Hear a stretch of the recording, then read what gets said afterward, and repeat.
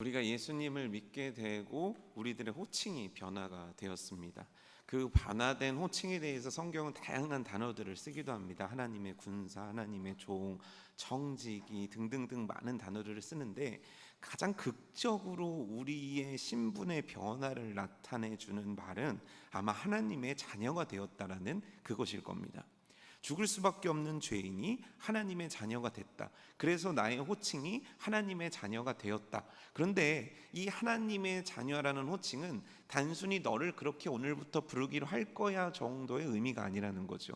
이건 그냥 단지 신분이 변화된 것만을 의미하는 게 아니라는 거죠. 그럼 뭐냐면 근원적이고 본질적인 영원에 이르기까지 우리의 1서부터 100까지의 모든 것들이 완벽하게 변화되었음을 의미하는 단어가 바로 하나님의 자녀라는 겁니다. 우리가 하나님의 자녀가 됐다라는 건 누군가 그렇게 편히 부르라고 만들어진 게 아니에요. 그냥 그렇게 불러도 좋아해서 합의된 어떤 용어가 아니에요. 우리들의 근본적이고 근원적인 영혼의 모든 것들이 이와 같이 변했습니다를 아주 극적으로 표현해주는 단어가 바로 하나님의 자녀가 되었다라는 그 하나님의 자녀가 갖고 있는 뜻이라는 거죠. 실제 예수님을 믿으면 변화됩니다. 여러분도 변하지 않으셨습니까? 아마 변하셨을 거예요. 변화된 게 이거여서 아프기는 하지만 계속 또 변화되는 게 우리 아니겠습니까? 제가 아는 어떤 분이 예수님을 믿기는 믿는다고 생각하고 교회를 다녔어요. 우리는 이런 분을 뭐라고 표현하냐면 선교학에서는 명목상 크리스천, 명목상 그리스도인이라고 얘기합니다. 뭐냐면 종교 칸에는 기독교인이라고 적지만 진짜 크리스천으로 살아내지는 못하는 그냥 교회에 출석만 하는 그런 분이셨어요. 근데 교회 출석도 자주 열심히 했는가? 아니죠. 우리가 대부분 교회를 잘 안 다니시거나 가끔씩 오는 분들이 3번 꼭 교회 오는 때가 있지 않습니까? 첫 번째는 부활절, 두 번째는 성탄절, 그 다음에 세 번째는 송구영신 아닙니까? 안 그러십니까? 이게 의미가 돼 있습니다. 이분들이 괜히 3번만 오는 게 아니에요. 그래도 부활하셨으니까 혹시 나도 부활할까라는 기대감으로 오는 거고, 두 번째 성탄절은 야, 내 생일도 챙기는데 어떻게 예수님 생일을 안 챙길 수 있느냐, 아주 그 유교 사상에 제대로 교육받아서 나오시는 거고, 세 번째는 내가 이렇게 죄를 많이 지었으니까 다시 좀 정화하고 리셋하고 싶은 마음에 송구영신 예배, 이 세 예배는 나온단 말이에요. 이분이 이런 신앙인이었습니다. 아주 술고래였어요. 술을 너무 많이 먹어서 결국 이혼을 했습니다. 가정이 파탄이 난 거예요. 아들이 21살인데 아버지와 얘기도 하지 않습니다. 아버지와 아예 상종도 하지 않습니다. 아내는 지겨워서 떠나버렸습니다. 그런데 이혼을 하고 나니까 술을 더 먹는 거예요. 정신을 못 차리는 거예요. 그러다가 교회에 있는 한 친한 집사님이 얘기를 했습니다. 이봐, 당신 이렇게 살다 진짜 죽을 것 같으니까 아버지 학교를 들어오지 그래. 예전에 아버지 학교가 굉장히 유행하지 않았습니까? 그래서 이분이 예수님을 믿어서도 아니고 예수님을 믿으면 내 삶의 변화가 일어날 거를 기대해서도 아니라 뭐 때문에 그 프로그램에 참여하게 됐냐면 이렇게 살다가는 술에 죽든지 내가 어떻게 될 것 같다는 두려움이 임해서 그 교육 과정에 들어가신 거예요. 그리고 첫째 날이었어요. 첫째 날 프로그램들이 쭉 진행되는데 알 수 없는 눈물이 눈에서 막 흐르기 시작하는 거예요. 나 교회 다닌 지 오래됐는데 이게 도대체 뭐지? 도대체 이걸 내가 어떻게 받아들여야 되지? 그날 이분이 강력한 회심을 경험하신 거예요. 그리고 나니까 살아왔던 인생이 죄로 보이고, 그리고 정말 중요한 건 자신의 자식에게, 아들에게 지은 죄가 너무 보이더라는 거예요. 그래서 그날 밤에 마음을 굳게 먹고 아들 방을 노크를 했습니다. 그리고 나서 그 방 앞에 무릎을 꿇고 막 울면서 아들아, 내가 널 이렇게 아프게 했구나, 내가 이렇게 잘못했구나, 막 울면서 방 앞에서 이야기를 한 거예요. 자, 여기서 퀴즈 내겠습니다. 아들은 방문을 열었다. 그리고 아버지를 부둥켜 안았다. 자, 이랬겠어요? 아니면 방문은 닫혀 있었겠습니까? 왜 안 열릴까요? 당연하죠. 지은 잘못이 있는데요. 안 열리는 거예요. 하루, 이틀, 3일, 4일. 근데 이 아버지는 진심이었어요. 내가 하나님 앞에 이런 큰 죄인임을 깨달으니까 가족들한테 너무너무 잘못한 걸 깨달아서 그 아들 앞에 진심 어린 회개를, 진심 어린 잘못을 계속 뉘우치는 거예요. 하지만 방문은 열리지 않았습니다. 그러던 어느 날 꽤나 시간이 흐른 다음 그 아버지가 퇴근만 하면 의뢰의 아들과 대화를 나누던 그 문이 열렸어요.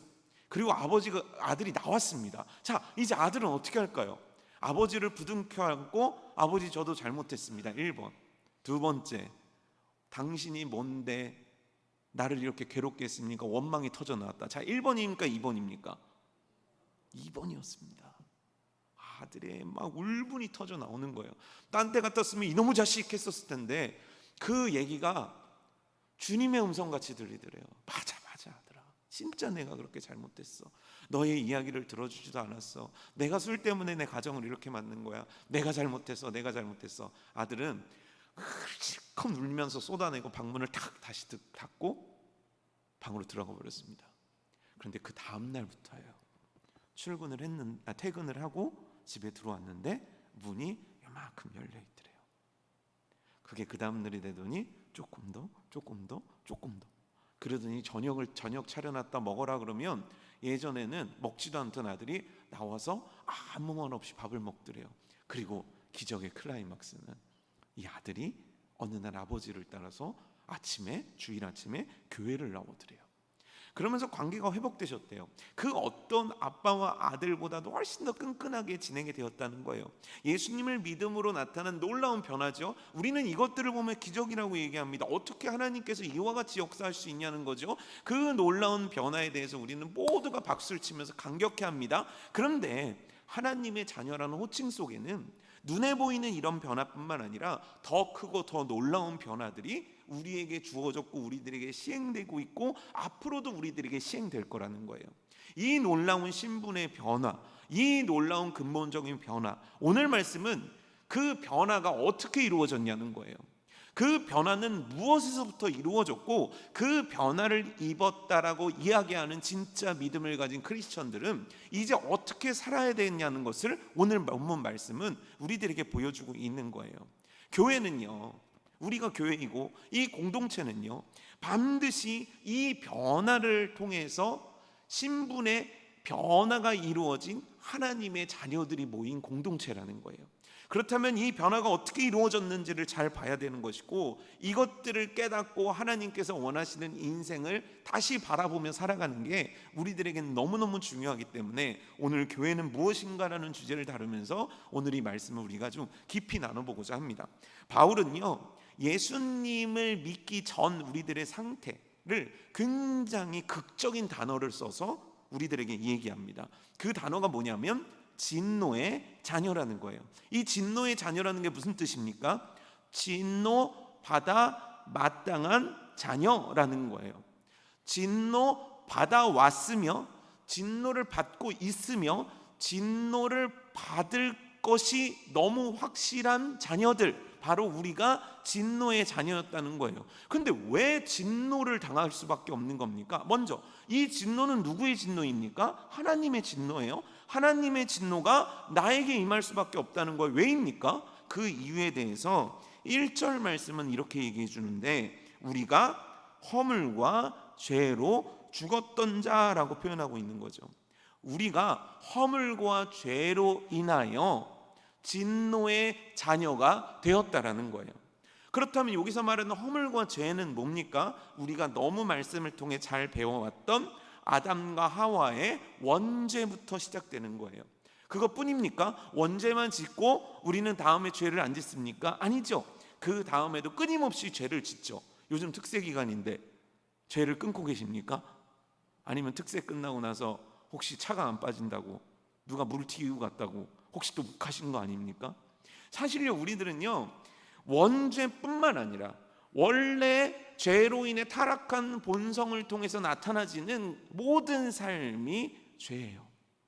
그 죄가 너무 많다라는 거죠. 그래서 우리가 이걸 어떻게 배우냐면 원죄와 자범죄라고 배우지 않았습니까? 그게 바로 우리가 저지른 허물과 죄라는 거예요. 그런데 여러분 잘 생각하셔야 돼요. 왜 그렇게 죄가 심각한 문제인가? 지난번에 한번 말씀을 나눈 적이 있는데, 아담과 하와가 저지른 죄는요, 그냥 선악과를 먹은 게 아니에요. 그런 근본적인 그 죄의 문제는 뭐냐면 영원하신 하나님의 말씀을 어겼다는 거예요. 영원하신 하나님에 대한 죄를 지었다는 거예요. 그래서 어떻게 되냐면 그 죄의 결과인 그 죄의 대가 역시 영원할 수밖에 없다는 거예요. 우리의 죄는요, 그냥 내가 양심상 꺼리는 어떤 사람들이 생각하는 죄가 아니에요. 하나님에 대한 거예요.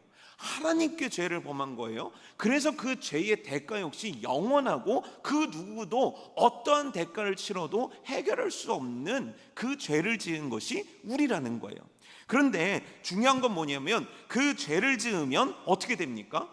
우리는 영원한 사망에 이르는, 지옥에 이르는 형벌을 받게 되는 거예요. 그런데 진노의 자녀라는 단어가 뭐를 뜻하는 겁니까? 너 앞으로 진노 받을 거야, 너 앞으로 진노를 받을 수도 있어, 이겁니까? 아니에요. 진노의 자녀란 건 뭐냐면 이미 너에게 진노가 임하였고 진노를 받고 있고 앞으로도 받을 거야. 언제까지요? 영원까지. 그게 원래 우리들의 삶의 위치였다는 거예요. 죄와 허물로 인하여 진노의 자녀야 법정에서 선고받아서 이미 끝나버린 인생이 우리가 살아왔던 인생이라는 거예요. 이건 그 누구도 바꿀 수가 없어요. 이건 그 누구도 어떻게 할 수가 없어요. 그런데 중요한 건 뭐냐면 이 불가능할 수밖에 없는 이유에 대해서 오늘 말씀, 우리가 이 허물과 죄의 문제를 해결해서 진노의 자녀의 문제를 해결할 수 있는 방법이 전혀 없다는 거에 대해서 오늘 2절 말씀이 그 근거를 제시하고 있다는 거예요. 우리 2절 말씀 함께 읽어볼까요? 그때에 너희는 그 가운데서 행하여 이 세상 풍조를 따르고 공중에 권세 잡은 자를 따랐으니 곧 지금 불순종의 아들들 가운데서 역사하는 영이라. 너희가 허물과 죄를 저질렀어. 그래서 진노의 자녀가 될 수밖에 없어. 그렇다면 이걸 바꾸면 되잖아. 이제 선함으로 바꾸면 되잖아. 이제 하나님 말씀대로 100% 다 지키면서 어떻게 한번 너희들의 행위로 한번 어떻게 해볼 수 있잖아. 절대 불가능하다는 거예요. 왜냐하면 첫 번째가 뭐냐면 2절 상반절인데 그때에 너희는 그 가운데서 행하여, 여기서 그 가운데는 뭘 뜻한 겁니까? 너희가 허물과 죄 가운데 행한다는 거예요. 허물과 죄 가운데서 우리는 끊임없이 허물과 죄를 만들어낸다는 거예요. 이 말씀에 동의하십니까? 아니 가끔은 우리 인생에도 그런 때가 있잖아요. 되게 성령 충만해가지고 입에서 욕이 안 나오고 어떤 상황이 됐을 때 하나님의 말씀이 떠오르고. 제가 신학교 때였었는데요, 아주 신학생들은 성령 충만한 때입니다. 그게 아마 인생의 몇 순간 안 되는 진짜 뜨거웠던 때예요. 제가 그때 얼마나 뜨거웠냐면 목회자는 이제 그때는 생각이 어떻게 되냐면 목회자는 검소해야 된다. 그래가지고 어머니가 가죽 잠바를 사주셨었거든요. 아주 멋있는 가죽 잠바가 있어요. 지금도 우리 집에 걸려 있어요. 20년이 가까이 되는 가죽 잠바가 있는데 제가 엄마한테 이렇게 얘기했습니다. 엄마, 난 이거 못 입어. 그래서 왜? 너 주려고 샀는데. 엄마, 어떻게 신학생이 이런 걸 입고 다녀? 그럼 너 구멍난 것만 입고 다닐래? 엄마, 나는 그럴 거야. 그러면서 그때 여튼 하여간 꼭 그게 바른 건 아닌데 그때는 그 생각에 막 얼마나 진짜 하나님 뜻대로 막 살고 싶은지. 진짜 그 성경 말씀에 보면은 허름한 옷에 신발 신고 뭔가 그런 이미지가 막 그려지잖아요. 나도 그렇게 살아야겠다. 여러분, 지금은 그렇게 원하지 않습니다. 그런 거 전혀 좀 원하지 않는데 그때는 그랬단 말이죠. 근데 막 그렇게 지내다가 군대를 가게 된 거예요. 어느 날 제 아들이 질문을 던지더라고요. 아빠는 욕해봤어? 욕을 해봤니요? 여러분, 제가 욕을 해봤겠습니까? 안 해봤겠습니까? 어떻게 저를 그렇게 생각하십니까? 생긴 것 자체가 선하고 말하는 것 자체가 선하고. 여러분, 전 진짜 거짓말이 아니라 욕이란 거를 해본 적이 거의 없는 사람입니다. 욕을 왜 안 했냐면 그냥 하기 싫어서 안 했어요. 어렸을 때부터 욕을 잘 안 했단 말이에요. 그래서 저는 어떤 일이 있어도 욕 비슷한 거는 하지만 욕은 하지 않습니다. 욕 대신에 다른 말을 많이 하긴 하지만 욕은 거의 하지 않습니다. 근데 윤호가 갑자기 물어봐가지고 옛 추억이 떠오른 거예요. 때는 제가 신학교를 가가지고 얼마나 뜨거웠던, 그리고 하나님의 은혜와 역사 가운데 졸업을 했으니 제가 얼마나 성령 충만했겠습니까? 어느 정도였냐면 군대 입된 날, 보통 입된 날 잠 푹 자고 쉬고 가지 않습니까? 전혀요. 전 40일 새벽 기도에 딱 드리고 기도하고 그리고 훈련소에 갔단 말이에요. 그 정도로 막 충만했었단 말이에요. 그런데 군대의 어떤 사건에 제가 이제 휘말리게 된 거예요. 전 억울해요. 전 분해요. 그 상황이 탁 닥치잖아요.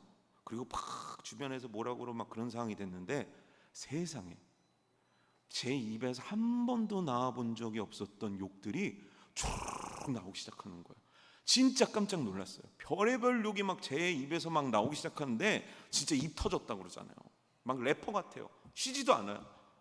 그런데 그 장면을 본 제 동기가 저한테 와서 이렇게 얘기하는 거예요. 아, 형님은 역시 신학교를 다니셔서 그런지 다르십니다. 지금 욕하고 지금 양심에 찔려서 이러고 있는데 뭐가 다르니 그랬더니, 형님은 욕도 웃으면서 하시더라고. 너무 사람이 열받고 기가 막히면 얼굴이 웃으면서 욕을 했거든요. 그런데 제가 그때 너무 큰 충격을 받은 거예요. 나 욕 안 하고 살았는데, 나 욕 진짜 안 하고 살았는데, 나 이런 욕을 해본 적이 없는데 어떻게 이렇게 내 입에서 가르쳐주지 않았던 욕이 래퍼처럼 나왔느냐는 거예요. 왜죠? 우리가 허물과 죄 가운데 있어요.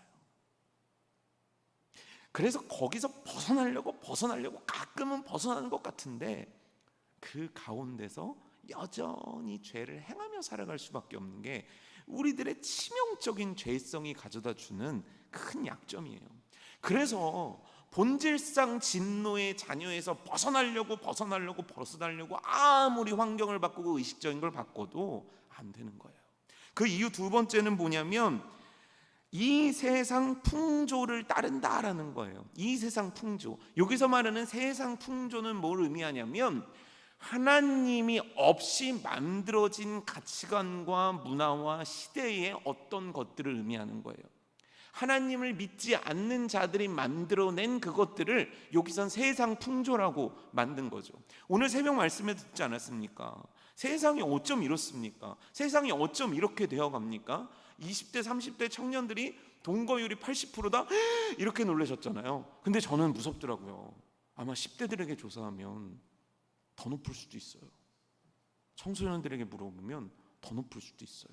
어쩌면 오늘 교회 청년들에게 물어봐도 그거 왜요? 남들도 다 하는데요? 이렇게 얘기할 수도 있을 거예요. 왜냐하면 세상 풍조가 너무 강력해요. 세상 풍조가 너무 빨라요. 근데 중요한 건 뭐냐면, 이 죄와 허물, 본질상 타고나기를 진노의 자녀들은요, 세상 풍조가 나쁘다는 걸 알매도 불구하고 그쪽으로 간다는 거예요. 멈춰야 되는데, 가지 말아야 되는데 본능이 죄악 덩어리라 세상 풍조가 악한데도 불구하고 그것들을 보기를 즐거워하고, 세상 풍조가 악한데 그것들을 경험하기를 즐거워하며, 세상 풍조가 악한데 그곳으로 발자국을 떼어 들어가는데 거스름이 없다는 거예요. 그래서 믿는데 믿지 않는 자와 같이 살고, 믿는데 믿지 않는 자와 별반 구분되어지지 않는 삶을 살게 되는 이유가 뭐냐면, 우리들의 추구하는 인생이 세상 풍조와 맞춰져서 그렇게 따라간다는 거예요. 그래서 우리들은 절대 무슨 일이 있어도 진노의 자녀에서 벗어날 수 있는 가능성이 없는 거예요. 그런데 또 하나의 이유를 사도 바울이 되거든요. 세 번째가 뭐냐면, 공중에 권세 잡은 자를 따랐으니. 이 권세 잡은 자가 누굽니까? 곧 지금 불순종의 아들들 가운데서 역사하는 영이라. 이게 누굽니까? 사단이거든요. 그 배후에는, 그 세상 풍조의 모든 배후에는 사단의 역사가 있다는 거예요. 자, 아담과 하와가 선악과를 따먹었습니다. 배후에는 누가 있었습니까? 사단이 있었던 거예요. 그렇죠? 욥이 고난을 받았습니다. 그 배후에는 누가 있었습니까? 사단이 있었던 거예요. 가룟 유다가 예수 그리스도를 배반합니다. 그 배후에는 누가 있었던 겁니까? 악한 영 사단이 있는 거예요. 우리가 살아가는 문화, 경제, 정치, 여러 세대의 여러 가지 일들 가운데는, 배경 속에는 사단이 있는 거예요. 그래서 그 사단이 우리로 하여금 세상 풍조를 더 세게 따라갈 수 있도록 만들어주고 있다는 거예요. 여러분 잘 생각해 보세요. 예전에요, 한 30년 전, 40년 전만 생각해 보십시오. 크리스천이 술 먹는 거는요, 큰일 나는 거였어요. 진짜 큰일 나는 거였어요. 막 그게 양심의 가책이 받아가지고 막 회개기도 하고 막 그러셨어요. 제가 어릴 때, 교회 다닐 때 진짜 그러셨어요. 담배 피는 건요, 끔찍한 죄였던 거예요. 근데 요즘 어떻습니까? 다 마셔도 돼요. 왜요? TV에 보니까 유명한 크리스천 유명인이 나와요. 그래서 와인을 탁 마셔요. 그러니까 우리는 어떻게 되는 거예요? 그것이 안 된다라는 것들을 배우고 하나님께서 술 취하는 것이 옳지 않아, 독주를 멀리 해야 돼, 분명히 말씀 곳곳에서 술에 대해서 안 좋은 것들을 말씀하셨음에도 불구하고 우리는 어떻습니까? 그냥 따라가요. 이게요, 놀라운 거예요. 술을 예로 들었을 뿐이에요. 담배를 예로 들었기 때문이에요. 왜냐하면 제일 유치한 예예요. 다른 것들도 마찬가지예요. 우리가 10년 전, 20년 전, 30년 전만 해도 절대 교회 안에는 이런 게 허용될 수 없다라고 생각했던 것들이 지금은 아주 자연스러워져요. 진짜 그래요. 한번 여러분들이 뜨겁게 신앙생활 하셨던 그 젊은 시절을 떠올려 보세요. 진짜 여러분들이 어릴 때 이게 정말 옳아라고 배워왔던 신앙생활을 한번 떠올려 보세요. 어떤지, 그때 우리들의 신앙의 선배들은 어떻게 살았는지를 한번 떠올려 보시라는 거예요. 그리고 지금의 우리들의 모습과 지금의 우리들의 성도들의 모습을 그때의 모습과 비교해 보라는 거예요. 왜 이렇게 많이 달라진 거죠? 왜 이렇게 해도 되는 것들이 많아지는 거죠? 왜 해도 되는 것들이 예전에는 지옥 가냐 마냐 문제까지 들먹였던 문제들이 지금은 왜 그렇게 느슨해진 거죠? 이거 정말 놀라운 거 아닙니까? 이거 정말 무서운 거 아닙니까? 저는 놀랍게도 제 생애에 이런 빠른 변화를 경험하게 될 줄은 몰랐다는 거예요. 그런데 어느 순간 괜찮아요. 어느 순간 괜찮다라는 아주 훌륭한 분들의 얘기들도 나와요. 하지만 난 알아요. 내 신앙 양심도 알고 성령께서 두드리시는 것도 알아요. 그런데 그걸 거슬러서 세상 풍조에 맞게 그냥 떠내려가고 있을 뿐이에요. 사랑하는 성도 여러분, 물론 오늘 이 말씀은요, 우리들이 진노의 자녀에서 벗어날 수 없는 한계점을 가진 거다라는 것을 바울이 얘기하고 있는 거긴 해요. 하지만 우리들의 삶을 들여다볼 필요가 있는 거예요. 나는 이제 본질상 진노의 자녀가 아니고 하나님의 자녀인데 나는 여전히 죄와 허물 가운데 행하지는 않는가? 여전히 세상 풍조를 따라가는 건 아닌가? 여전히 악한 사단에게 휩쓸려서 제대로 된 기준점 하나도 찾지 못한 채 휩쓸려가는 인생은 아닌가? 우리는 오늘 본문을 통해 생각해 봐야 되는 거예요. 그 결과입니다. 그 결과 3절인데요. 전에는 우리도 다 그 가운데서 우리 육체의 욕심을 따라 지냈고 육체와 마음이 원하는 것을 했다라는 거예요. 그래서 그 결과 이들과 같이, 버림받은 자들과 같이, 택함 받지 못한 자들과 같이 본질상 진노의 자녀가 되었다는 거예요. 그렇게 해서 허물과 죄로부터 벗어나지 못해서 세상 풍조를 따라가다 보니까, 사단의 영향력 아래 살아가다 보니까 본질상 진노의 자녀로 살게 되었는데, 그 본질상 진노의 자녀가 보여주는 굉장한 특징이 두 가지가 나오는 거예요. 첫 번째는 뭐냐면 다 그 가운데서 우리 육체의 욕심을 따라 살았다는 거예요. 육체의 욕심이 뭡니까? 육체의 욕심. 이 육체의 욕심을 사사기에서는 이와 같이 제시합니다.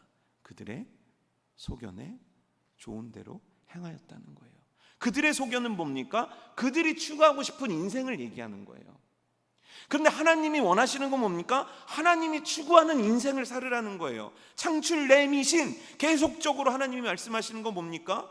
너희들은 내가 원하는 법과 내가 원하는 규례와 내가 원하는 예배와 내가 원하는 절기와 내가 원하는 법도를 지키며 살아가라, 이거 아닙니까? 그런데 사사기로 딱 넘어가자마자 이스라엘 백성들이 보인 반응은 내 소견에 옳은 대로 행하겠습니다, 내 소원을 따르겠습니다, 내 목적을 따르겠습니다. 이걸 창세기 아담과 하와를 비유해 보면 뭡니까?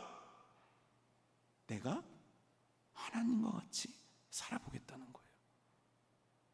내 소견대로 내가 주인 되어서 내 욕심 따라 살아보겠다는 거예요. 근데 야고보 사도는 이렇게 얘기하는 거예요. 욕심이 잉태한즉 뭐를 낳습니까? 죄를 낳고, 죄가 장성한즉 뭐를 만듭니까? 사망을 낳는. 결국 욕심이란 것들은 우리로 하여금 죄를 만들게 되고 그 죄의 결과는 영원한 사망에 이르는 것, 그게 본질상 진노의 자녀들이 행하는 첫 번째 일이라는 거예요. 두 번째는 뭐냐면 과거에 우리는 육체와 마음이 원하는 것을 행동으로 옮겼다는 거예요. 이건 뭐냐면 더 이상 나에게 하나님의 소원은 중요해지지 않았다는 거예요. 내 소원이 중요하다는 거예요. 여러분, 이거는요, 오늘날 우리 크리스천들에게 얼마나 두렵게 다가오는 문제인지 몰라요. 여러분들의 소원을 적어보십시오. 뭐가 적혀지겠습니까? 대부분 나를 위한 것들이 적혀집니다. 그게 잘못됐다는 거 아닙니다. 좋은 집, 건강, 물질, 좋은 직장, 취직 전혀 문제될 거 없습니다. 그런 것들을 얻어야죠. 하나님 앞에 간구하여 응답받는 거 당연한 겁니다. 그런데 거기에 한 가지가 빠져 있는 거예요. 왜가 빠져 있는 거예요. 하나님을 위한 집, 하나님을 위한 취업, 하나님을 위한 건강. 왜냐하면 너희는 먹든지 마시든지 다 뭐를 위해서 하라고 나와 있죠? 주의 영광을 위해서 하라. 근데 주의 영광을 다 지워버리는 거예요. 그래서 우리는요, 놀랍게도 크리스천들임에도 불구하고 새로운 우상들을 계속 만들어내는 거예요. 자녀가 우상되고 하나님이 없으니까요. 집이 우상되고 하나님이 없으니까요. 주식이 우상되고 하나님이 없으니까요. 돈이 우상되고 하나님이 없으니까요. 건강이 우상되고 하나님이 없으니까요. 하나님과 상관없는 내 소원들이 나를 이끌고 있는 인생을 살아가는 거예요. 누가요? 본질상 진노의 자녀들이 택하게 되는 행동들인 거예요. 그래서 우리들의 결론은 뻔한 거예요. 진노 당하여 진노로 인해 죽을 수밖에 없게 된 것이 우리인 거예요. 그래서 이 상태를요, 잠언 4장 19절은요 너무너무 놀라운 말씀으로 우리에게 알려주는데, 우리의 상태를 제가 읽어드릴게요. 악인의 길은 어둠 같아서 그가 걸려 넘어져도 그것이 무엇인지 깨닫지 못하느니라. 뭡니까? 길을 걸어요. 어디에 걸려서 넘어져서 꽈당했어요. 그래서 무릎이 까지고 다리가 부러졌습니다. 그러면 일반적으로 내가 어디서 넘어졌지? 뭐에 걸려 넘어졌는지 압니까? 모릅니까? 아십니까? 모르십니까? 알죠. 왜요? 내가 걸어왔던 길이고 생각하고 이 머릿속으로 조금만 바라보면 당연히 찾을 수 있는 건데요. 그런데 악인들은 그걸 찾는데요, 못 찾는데요? 못 찾는 거예요. 왜요? 그게 죄라는 거예요. 늪과 같은 죄, 어둠과 같은 죄. 그래서 예수님은 이렇게 얘기하신 거예요. 요한복음에서는 빛이 어두움에 비쳤대요. 어두움이 깨닫지 못했대요. 그런데 더 놀라운 표현이 있어요. 빛이 어두움에 비쳤대요. 이 사람들이 빛이 싫어서 빛을 죽였대요. 이게 본질상 진노의 자녀들이 택하게 되는 결과요, 삶이라는 거예요. 그런데 이게 바뀌었다는 거예요. 뭘로 바뀌었습니까? 긍휼의 은혜를 입어 하나님의 자녀가 되었다는 거예요. 오늘 우리는요, 더 이상 본질상 진노의 자녀라고 불리움 받지 않아요. 우리가 하나님의 자녀라고 불리움 받습니다. 이렇게 된 이유가 뭡니까? 4절 5절 말씀이거든요. 우리 다 같이 한번 읽어볼까요? 4절 5절 말씀입니다. 시작. 긍휼이 풍성하신 하나님이 우리를 사랑하신 그 큰 사랑을 인하여 허물로 죽은 우리를 그리스도와 함께 살리셨고 너희는 은혜로 구원받은 것이라. 긍휼이 풍성하신 하나님께서 우리를 그 큰 사랑으로 사랑해 주셨다라는 거예요.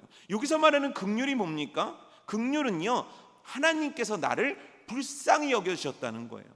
내가 불쌍히 여겼다는 거예요. 하나님이 왜 나를 불쌍히 여겨야만 합니까? 하나님은 왜 내가 불쌍해야만 합니까? 제가 수능 보는 날 이제 어머니가 아버지라 저를 데려다 주시겠다. 수능 보는 날 때까지, 수능 본 때까지 저를 이제 차에 태워가지고 이제 잘 가서 시험 잘 보고 와라 이제 이러신 거예요. 그래서 알겠다 그러고 나 잘 보고 갔다 올게. 그러고서 이제 갔습니다. 뭐 뻔한 거 아닙니까? 뭐 시험장에 간들 제 점수가 갑자기 오르는 것도 아니고, 사실 대부분의 수능 보러 가는 학생들은 자기가 몇 점 맞을지를 거의 다 알고 있습니다. 그리고 대부분 고3한 1학기 정도 되면 내가 어느 대학 갈지도 대부분 알고 있습니다. 저도 알고 있었기 때문에 막 그렇게 마음이 졸이지 않았거든요. 그렇게 나갔는데 세상에 나중에 들은 얘기인데 어머니가 그렇게 우셨다는 거예요. 엉엉 우셨다는 거예요. 그래서 제가 왜 울었냐? 아니 울었으면 그 수능날 밥이라도 좀 잘 차려주지. 그 반찬이 뭐였냐? 제가 집에 가서 엄마한테 이제 농담 삼아서 얘기를 했단 말이에요. 근데 어머니가 왜 우셨을까요? 엄마가 왜 울었냐면 제가 불쌍해서 울었대요.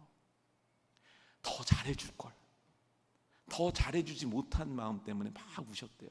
친구한테도 물어봤어요. 야, 너네 엄마도 울었냐?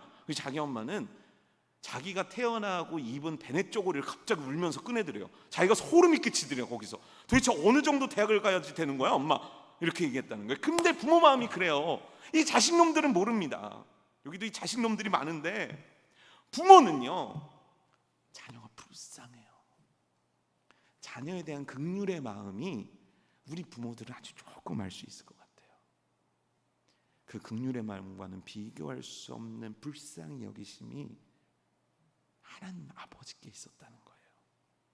그래서 그 큰 사랑을 우리에게 보이셨는데 그 큰 사랑이 뭡니까?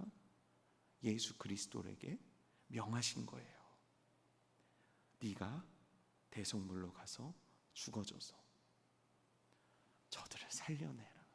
하나님이신 직접 죽으심으로 말미암아 불쌍히 여기셔서 그 큰 사랑으로 진노의 자녀를 하나님의 자녀로 바꾸신 거예요. 그런데요, 잘 생각해 보세요. 우리 입장에서는 긍휼이고 우리 입장에서는 그 큰 사랑이거든요. 하나님 입장에서는 그 큰 대가예요. 어떤 걸로도 치를 수 없는 그 큰 대가를 하나님이 직접 치르신 거예요. 그게 우리들의 인생을 진노의 자녀, 본질상 진노의 자녀에서 하나님의 자녀로 옮기는 그 세상의 어떤 단어로도 표현할 수 없는 놀라운 기적을 만들어내신 거예요. 오늘 우리가 왜 교인이 됐습니까? 왜 우리는 교회가 된 겁니까? 어떻게 이런 공동체를 이루게 된 겁니까? 어떻게 예배드리게 되는 겁니까? 어떻게 이렇게 하나님을 찬양하게 되는 겁니까? 그렇게 죄를 짓고 와도 여전히 하나님의 자녀라는 신분이 왜 변치 않는 겁니까? 본질상 진노의 자녀가 그 크신 긍휼하심으로 말미암아 그 사랑을 힘입어 하나님의 자녀가 된 거예요. 우리가 이런 복을 누린 거예요. 이런 축복을 누리는 겁니다. 그런데 이 축복을 넘어서 굉장한 축복을 누리고 있음을 오늘 사도 바울은 6절 말씀에서 말씀해 주고 있는데 이와 같은 표현이에요. 또 함께 일으키사, 나를 일으키셨다는 거예요. 그리스도 예수 안에서 함께 어디에 앉히셨다고요? 하늘에 앉히셨다는 거예요.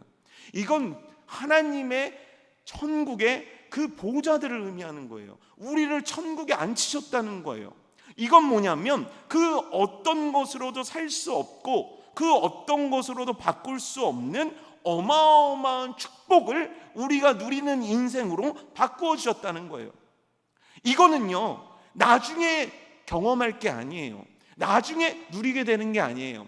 이미 우리에게 임하였고, 하나님의 나라는 이미 천국은 우리가 소유하였고 영원토록 소유할 것에 대해서 말씀하고 계시다는 거예요.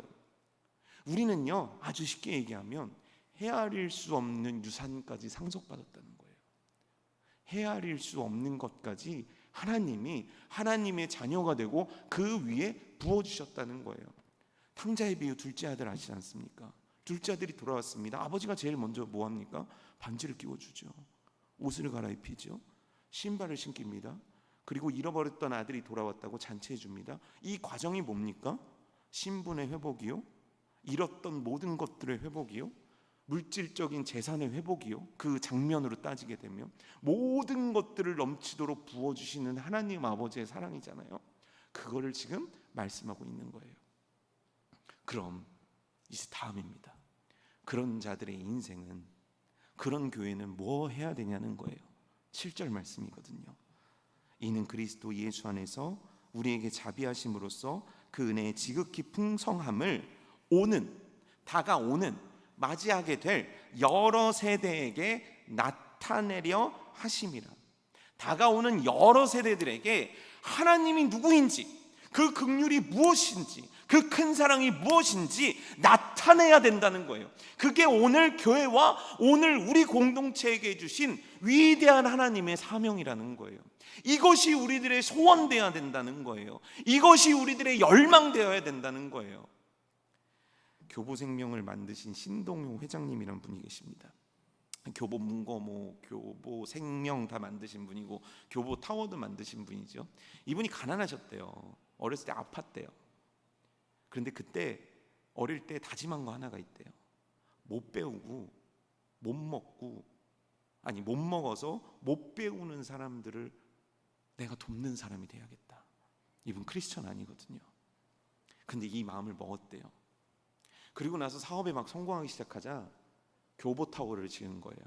그리고 나서 지하에 어마어마한 지하철까지 뚫린 그 공간을 사람들이 보자 여기에 카페도 만들어야지요, 여기에 장사도 해야지요, 여기에 식당도 만들어야지요, 막 사람들이 얘기를 했대요. 근데 그분이 한 게 뭐였냐면 별로 돈도 안 되는 교보문고를 만든 거예요. 그리고 이분이 돌아가시기 직전까지 지팡이를 잡고 하셨던 일이 뭐냐면 그 교보문고에서 가만히 서 있는 거였대요. 그런데 그 교보문고의 정신이 뭔지 아십니까? 어린이들에게 존댓말 쓰는 거. 책을 구입하지 않아도 누구든지 아침부터 밤까지 책 읽는 사람을 뭐라 그러지 말라.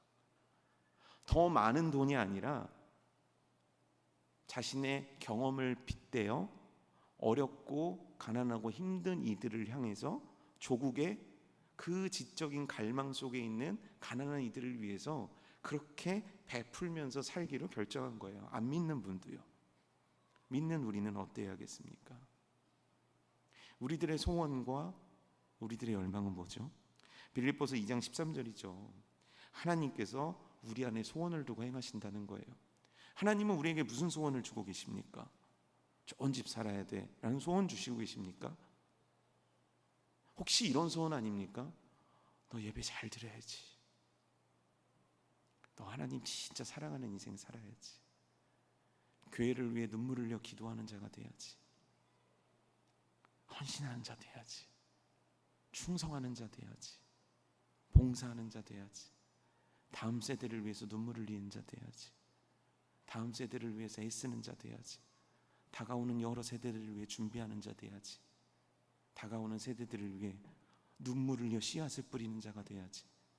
하나님은 여러분들에게 무슨 소원을 넣어주고 계십니까? 내가 크리스천이 됐는데, 내가 이미 예수님을 믿고 있는데, 나도 하나님의 자녀가 됐다는 걸 교리상으로는 줄줄줄 깨고 있는데 여전히 나는 하나님의 소원이 아니라 내 소원 붙잡고 사는 인생은 아닙니까? 사랑하는 성도들이여, 하나님의 소원을 붙잡고 살아가는 저와 여러분 되기를 주님의 이름으로 축복합니다. 육체의 소욕을 따라 사는 인생이 아니라 성령의 음성 따라, 성령의 말씀 따라 살아가는 것이 저와 여러분들의 인생 되기를 주님의 이름으로 축복합니다.